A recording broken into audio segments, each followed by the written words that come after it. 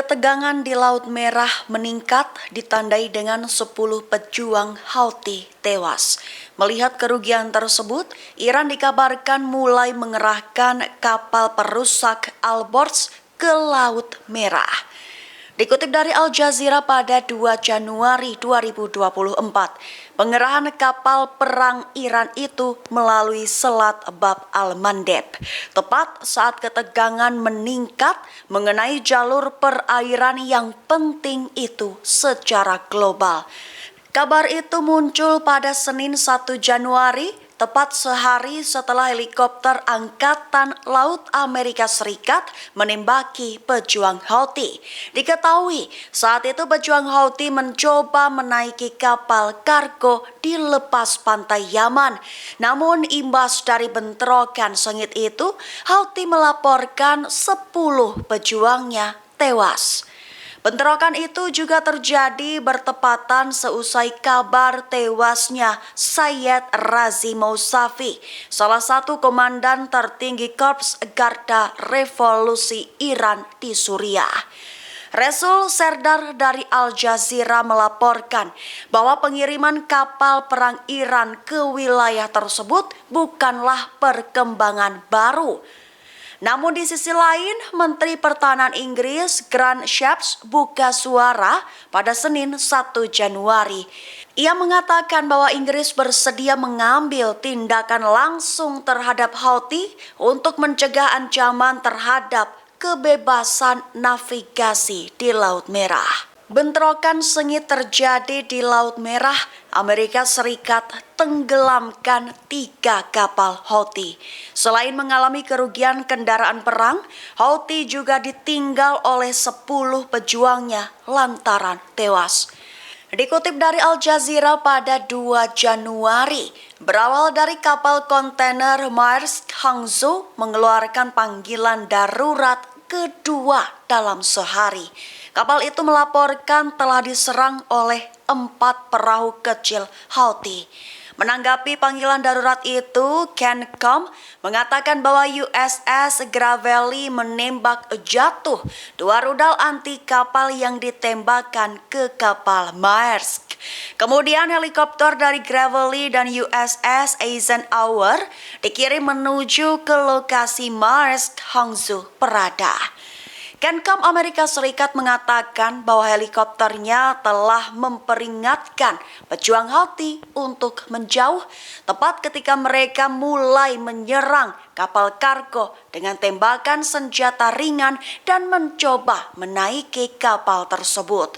Pada saat itu helikopter Amerika Serikat diserang dan membalas tembakan.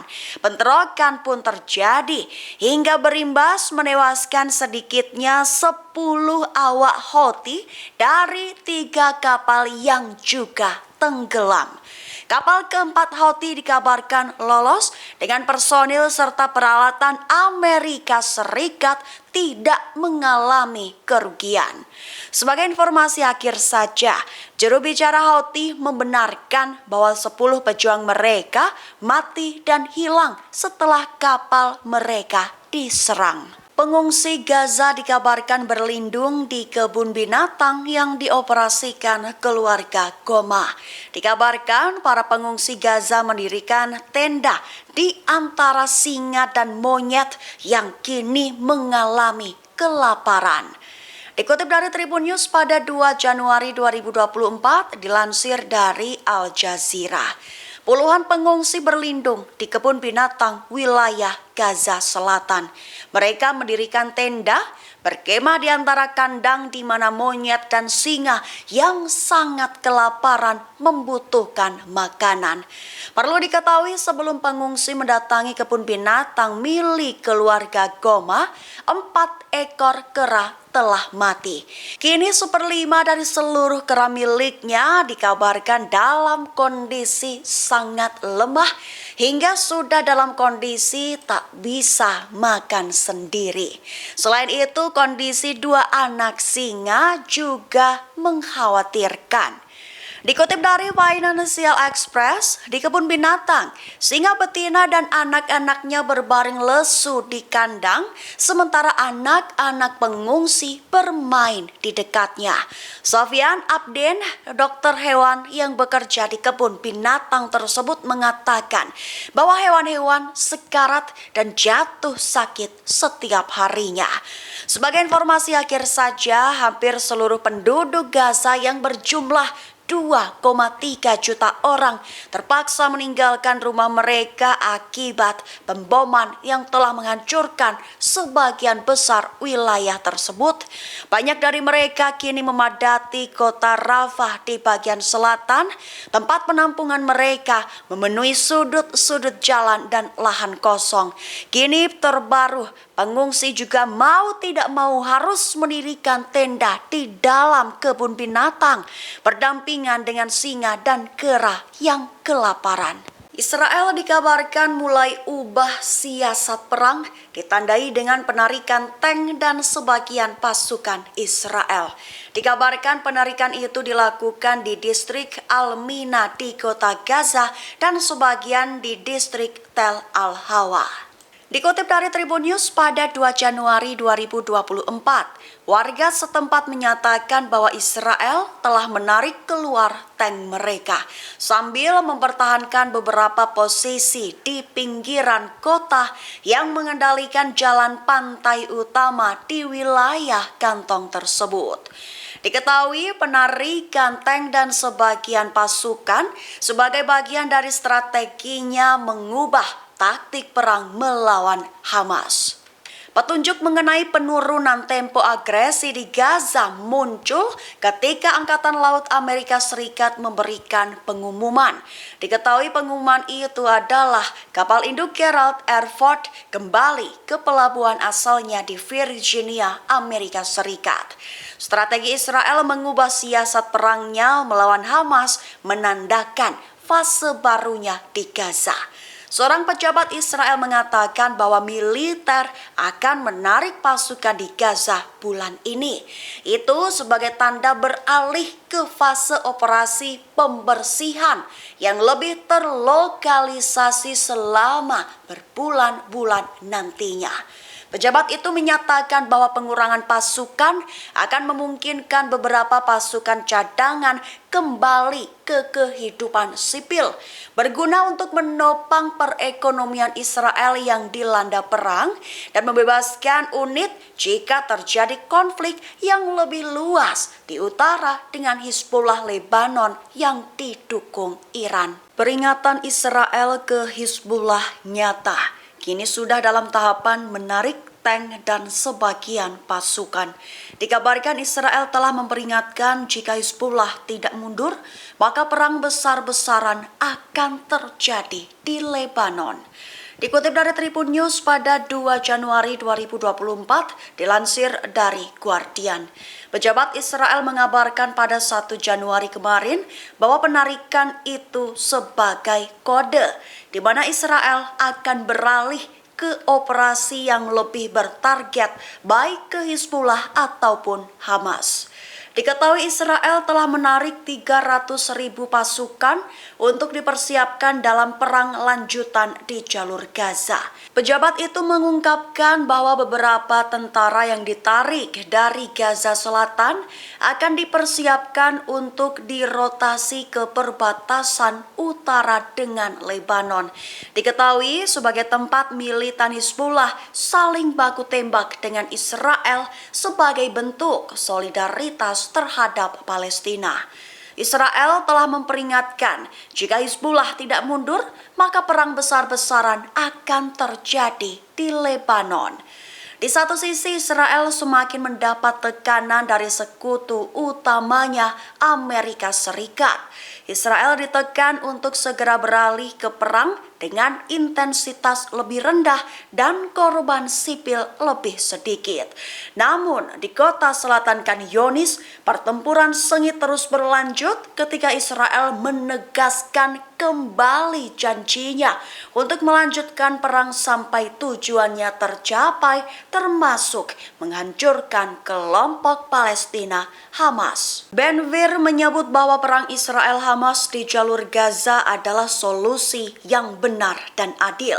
Selaku Menteri Keamanan Nasional Israel, Itamar Ben Gvir menyebut perang itu menjadi peluang mendorong migrasi warga Gaza. Ben Gvir menyatakan dukungannya terhadap gagasan pemukiman kembali warga Palestina dari jalur Gaza ke luar negeri. Ia menyatakan bahwa perang adalah kesempatan untuk fokus mendorong migrasi warga Gaza. Ben Gvir menyatakan bahwa kebijakan seperti itu akan memfasilitasi kembalinya warga komunitas Israel di perbatasan Gaza serta permukiman Israel di Gaza yang dievakuasi pada tahun 2005. Bahkan menyebut bahwa perang itu merupakan solusi yang benar, adil, bermoral, dan manusiawi. Sebatas perlu diketahui saja, sejumlah anggota parlemen termasuk anggota kabinet telah mendorong apa yang mereka sebut sebagai pemukiman kembali secara sukarela warga Palestina dari Gaza. Sebuah kebijakan yang ditolak mentah-mentah oleh Perdana Menteri Netanyahu dan komunitas internasional. Lantaran sebelumnya gagasan perpindahan penduduk yang pernah dianggap sebagai pandangan pinggiran yang dianut oleh anggota gerakan ultranasionalis Kahane. Brigade Al-Qassam bom Israel bagian tengah dan selatan dengan rudal M90 tahun baru. Pembombardiran Israel oleh Hamas itu dikabarkan sebagai bukti dan memberikan pesan keras ke pihak Israel. Dikutip dari Tribun News pada 2 Januari 2024, pakar militer Rusia Vladimir Igor buka suara. Ia menyatakan bahwa pemboman Israel tengah dan selatan dengan serangan rudal pada malam tahun baru adalah tamparan bagi kepemimpinan politik dan militer Israel. Bahkan sebagai pesan dari Brigade Al-Qassam kepada front dalam negeri Israel bahwa tentara Israel bisa dikalahkan di Gaza.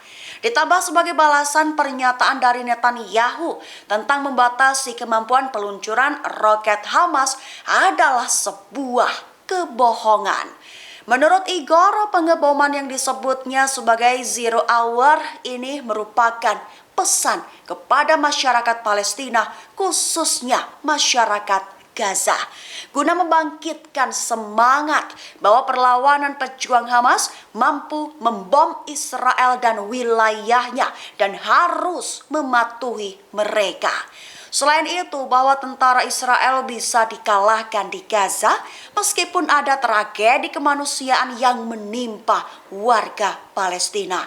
Serangan rudal tersebut menunjukkan kepada dunia luar bahwa di tengah perayaan Tahun Baru, Gaza yang sedang menjadi sasaran kejahatan genosida tidak dapat diabaikan, serta Gaza harus mengambil tindakan tegas untuk menghentikannya.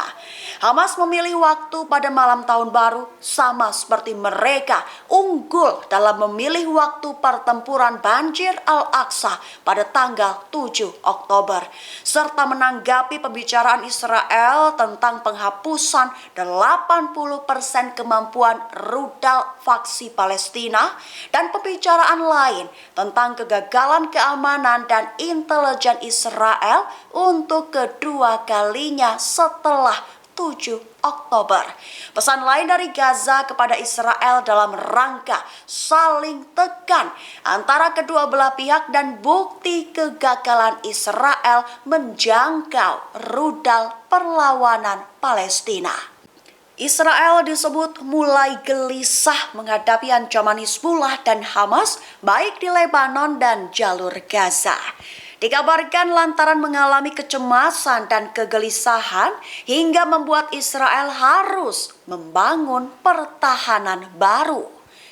Dikutip dari Tribun News pada 2 Januari 2024, IDF diperintahkan bersiap untuk menghadapi ancaman roket baik dari perbatasan jalur Gaza atau dari perbatasan Lebanon yang diyakini akan terus terjadi.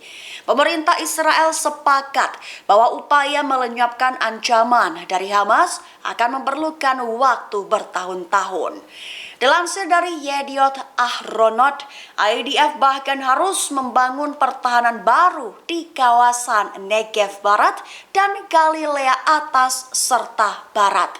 Sementara itu, para insinyur Israel mulai membangun konstruksi di wilayah selatan guna menambah perlindungan dari tembakan anti-tank yang mungkin menargetkan jalan-jalan di sepanjang perbatasan Gaza.